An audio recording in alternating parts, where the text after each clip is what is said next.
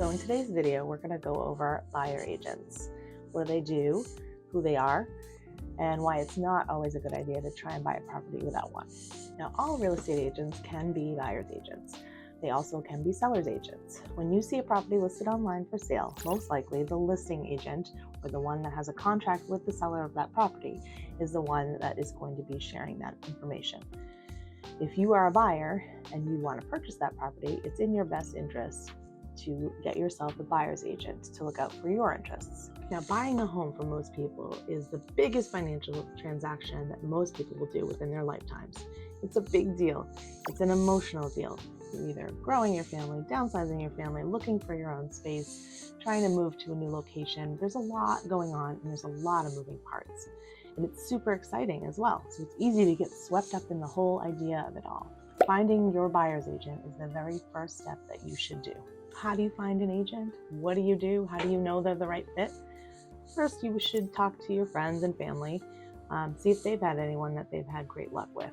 A lot of times, tons of people know agents and they've worked with them in the past, and that's always a good start. Another way to look for one is online. If you go to Google, a lot of us have online reviews, and you can read the comments and reviews of the people that have worked with us in the past. That's another way to do it. And third, you can pick a few and ask for an interview. Come in, sit down, go out to coffee with one, and just kind of pick their brains and see if they might be a good fit for your personality and your goals of what you're looking to do when you're trying to purchase a property. Now, once you've picked your buyer's agent, the next step is to sign a buyer agency agreement with them. This is an agreement between you and them to outline your relationship while you're looking for a home.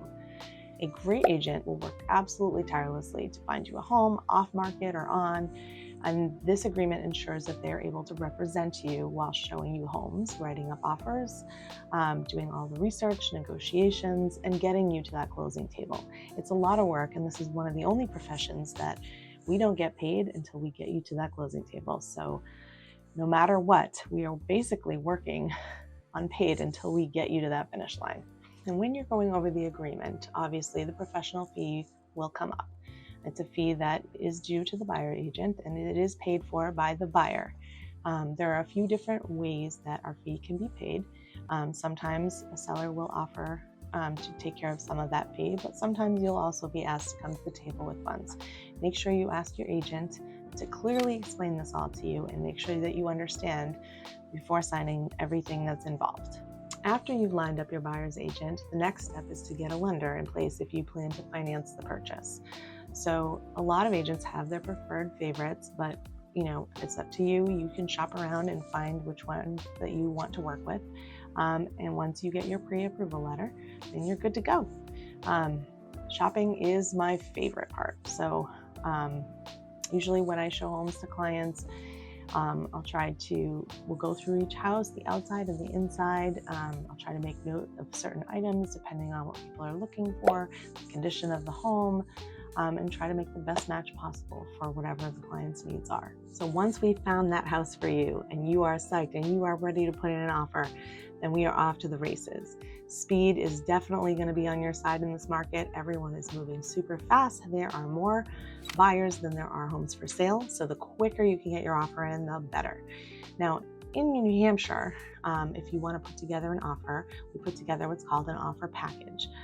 For me personally, I like to have a cover letter on top of the package explaining to the seller and the other agent what kind of agent I am, that I'm a full-time agent. I do this for a living. I am fully in the business, and just the highlights of your offer, just the top pieces that they would really want to know right away. Like, what are we offering? What are the terms? Real quick, so they could just at a glance go through and look at what it is. The second part of that offer packet will be the purchase and sale agreement. It's a 5-page document. It outlines what you're offering, if you're looking to put an earnest money deposit down, how much that is, what your terms are around inspection, and what contingencies you might have around financing, and all the details are in that document.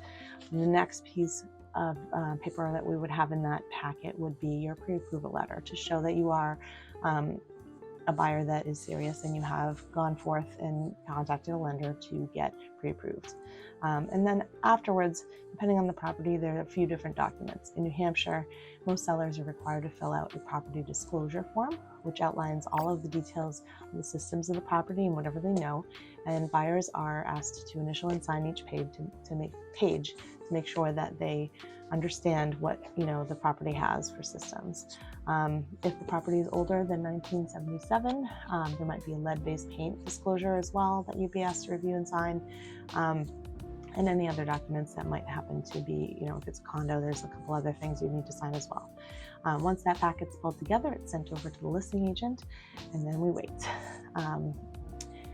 Now, this is typically what people think of when they have a buyer's agent, that they can just write up offers to them. But the real value of a buyer's agent is after that offer gets accepted, because that's just the first hurdle of the process. The rest of it, from when your offer gets accepted to the actual closing table, is where all the value that a buyer's agent will have. They can get you out of sticky situations. They know what to look for. They've seen, things come up, and then they have solutions on how to problem solve their way out of it. So, and they're master negotiators. So if you do get an inspection, if there are any things that need to be negotiated with the seller and the seller's agent, then they're able to help you through that process. So I hope you found that useful. If you enjoyed it, please give it a like and subscribe for more.